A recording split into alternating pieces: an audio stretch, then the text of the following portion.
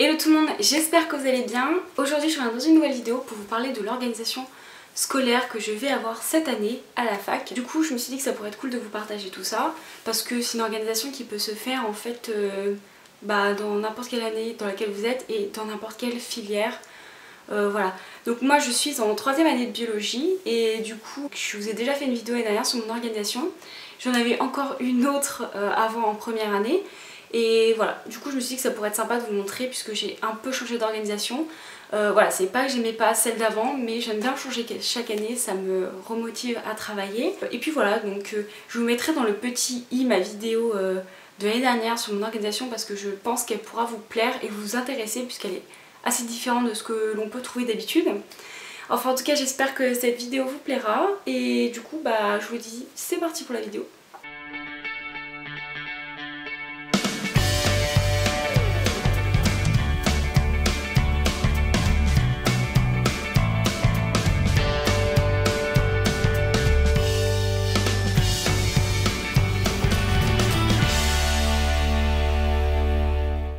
En fait déjà je vais vous parler en général de comment va se passer ma 3e année au niveau des matières. Tout ça en fait va dépendre des facs comme je dis à chaque vidéo. Là moi je vais vous parler dans ma fac, donc je suis à la fac de Dijon pour ceux qui ne le savent pas. Et du coup je vais vous donner les matières que je vais avoir en 3e année. Au niveau des options, donc il y en a 4 ou 5 je crois. Moi je suis en biologie des organismes, donc ce qu'on appelle L3BO. Et en fait c'est une filière qui va plus vous diriger vers quelque chose qui va dans le domaine de l'écologie, de la conservation, du comportement animal, de toutes ces choses là en général. Et voilà, donc c'est juste pour vous dire. Mais il y a d'autres filières de licence qui vont être par exemple plus sur la biochimie, d'autres sur la physiologie. Il y en a pour sciences de la vigne aussi puisque on est en Bourgogne. Il y a aussi biologie générale, sciences de la terre, de l'univers. Enfin voilà, il y a énormément de choses en biologie. Il y en a beaucoup qui m'ont demandé à quoi ça pouvait mener la fac de biologie. Mais en fait ça va vraiment dépendre de quelle filière on va dire dans la fac de bio que vous allez prendre. Donc voilà, ça dépend vraiment des options. Si vous êtes plus sciences de la terre, sciences de la vie, enfin il y a énormément de possibilités en fac de biologie. Pour des métiers en fait futurs. Donc comme je l'avais dit dans une vidéo, dans une de mes premières vidéos sur YouTube dans laquelle je parlais de la fac de biologie, les matières qu'on a en fait en cours à la fac sont la plupart du temps regroupées en fait dans des unités d'enseignement, donc des UE. Donc voilà, des fois on a une matière, 2, 3 matières. Donc déjà la première UE que j'ai, ça s'appelle évolution et génétique des populations. Donc comme vous en doutez, j'ai une matière qui s'appelle évolution et une qui s'appelle génétique des populations. Ensuite j'ai une deuxième UE dans laquelle je ferai de la biologie cellulaire et de la physiologie végétale. Dans une 3e UE je vais avoir de l'écologie et de l'écophysiologie. Dans une 4e UE je ferai de la physiologie environnementale des animaux.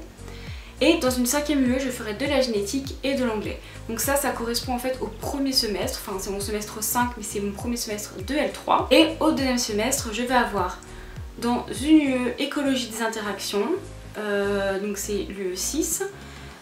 Dans l'UE 7 j'aurai biologie moléculaire, physiologie moléculaire et évo-dévo, je sais pas ce que c'est. Dans l'UE numéro 8 j'aurai des biostatistiques. Et dans l'UE numéro 9 j'aurai une option au choix à prendre. Et enfin dans une UE 10 j'aurai un projet tutoré et biologie intégrative et toujours de l'anglais. Donc voilà, ça c'est ce que je vais avoir en fait en L3BO. Voilà, s'il y en a que ça intéresse à Dijon. Et du coup cette année je me suis dit que j'allais peut-être changer un tout petit peu en fait d'organisation. Parce que l'année dernière, vous avez pu voir dans ma vidéo, mais je m'organisais avec des systèmes de pochettes qui se faisaient en fait par matière. Mais voilà, j'avais envie un peu de changer et de reprendre un peu le bon vieux classeur qu'on utilise. Mais j'ai un peu changé du truc traditionnel, enfin entre guillemets. Du coup je vais vous montrer ce que j'ai un peu comme fourniture. Je voulais vous faire une vidéo sur les fournitures scolaires mais je sais pas si je vais vraiment en faire une puisque j'ai pas trop acheté de fournitures. J'ai racheté 2-3 trucs basiques mais le reste je les utilise toujours comme les stabilos, tout ça. Donc voilà, comme je vous l'ai dit, cette année j'ai eu une organisation... je vais pas y arriver. Cette année je vais m'organiser d'une façon très différente. Donc l'année dernière je m'étais organisée avec des systèmes de pochettes et cette année j'ai décidé de retourner au classeur. Voilà, donc j'ai pris un classeur comme ceci chez Emma. C'est un classeur voilà, tout simple mais vraiment on voit qu'il est d'une bonne qualité. Il est vraiment très joli, donc la matière est un peu douce, style peau de pêche, un peu, je sais pas comment expliquer. Donc j'ai pris en rose parce que c'est ma couleur préférée. Et voilà, il m'a coûté 3 € je crois, quelque chose comme ça. Donc là il va me faire le semestre. Et à l'intérieur j'ai des petits intercalaires trop choupis que j'ai pu récupérer donc d'un cahier que je vais vous montrer juste après. Je les ai mis dedans, donc je les ai perforés à l'aide d'une perforatrice qui m'a coûté aussi je crois 3 €. Donc ça fait 2 trous ici donc pour les 2 anneaux. Et voilà, en fait il y aura, donc, là il m'en manque, il faudra peut-être que je rajoute des intercalaires parce que ça va pas. Mais normalement je vais mettre mes 5 UE du premier semestre dans ce classeur, donc il faut que j'en achète un autre à peu près comme ceci pour le deuxième semestre. Au niveau de tout ce qui va être TP et TD, voilà, tout ce qui est de cette partie là en fait je le fais toujours à l'écrit, je tape jamais à l'ordinateur. Et là donc j'ai pris un cahier comme ça, voilà en fait c'est tout simple. Donc il est ligné, voilà, parce que moi je supporte plus les grands carreaux, enfin j'aime pas, ça me brûle les yeux. Et il n'y avait pas avec des petits carreaux, donc j'ai pris avec des lignes, ce qui est très bien aussi. Voilà, c'est simple, c'est vraiment bien. Et en fait les feuilles sont détachables, donc c'est pour ça que je l'ai acheté d'ailleurs. Les feuilles sont détachables et en fait il y a déjà des trous, comme ça vous pouvez directement les ranger dans votre classeur. Voilà, donc ça ce sera pour tout ce qui est TDTP. L'épaisseur des feuilles, bon, elle est bien mais elle pourrait être vraiment mieux, hein, ça fait quand même un peu cheap la qualité. Mais il y en a beaucoup, il y en a 200. Il y a 200 pages, donc ça me fera largement le semestre, voire même l'année, enfin je vais voir parce que peut-être que je ferai mes fiches de révision avec aussi, je vais voir.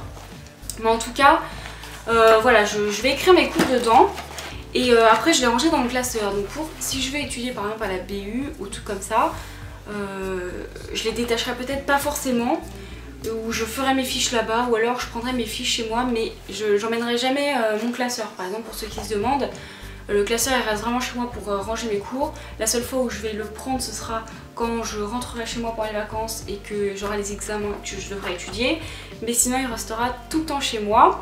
Je vais voir si j'achète peut-être une pochette et en fait j'attacherai avec des petits trombones chaque cours ensemble en fait, pour les tenir si j'ai absolument besoin de les transporter et que j'ai pas fait de fiches. Mais en tout cas je vais vraiment essayer de faire des fiches de révision cette année, il faut que je me motive, j'ai vraiment besoin d'augmenter ma moyenne. Donc ce cahier est vraiment très très bien, il y a différents modèles et il me semble qu'il y en a avec des grands carreaux. Et ensuite la deuxième partie, donc c'est la partie CM, cours magistraux.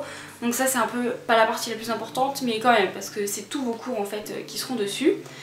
Donc en fait ce que je fais c'est que moi je tape toujours à l'ordinateur, voilà, c'est toujours comme ça les CM, pour moi ce sera toujours ordinateur pour récupérer le maximum d'informations. Je sais qu'il y a la team papier et team ordi, voilà j'écris plus vite à l'ordi donc...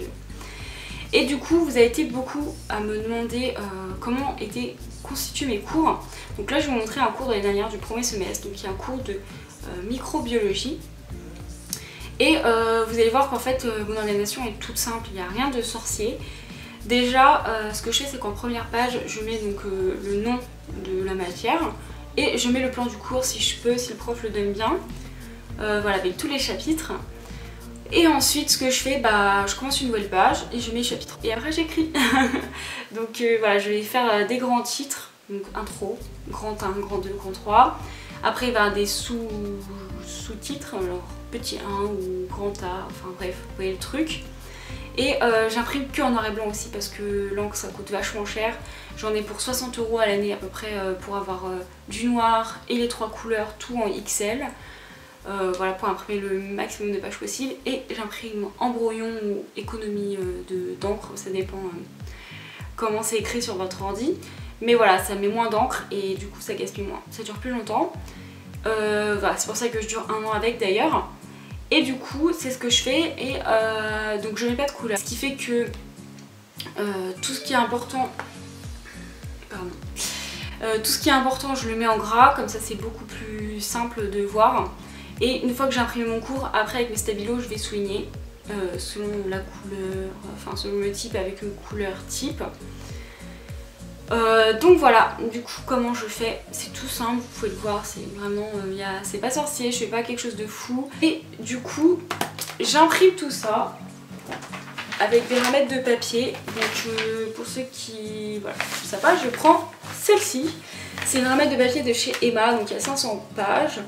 Voilà, le papier n'est pas trop épais non plus, mais voilà, c'est 3 € la ramette, donc ça vaut vraiment le coup. Ça coûte beaucoup moins cher par exemple que d'acheter des cahiers ou des choses comme ça.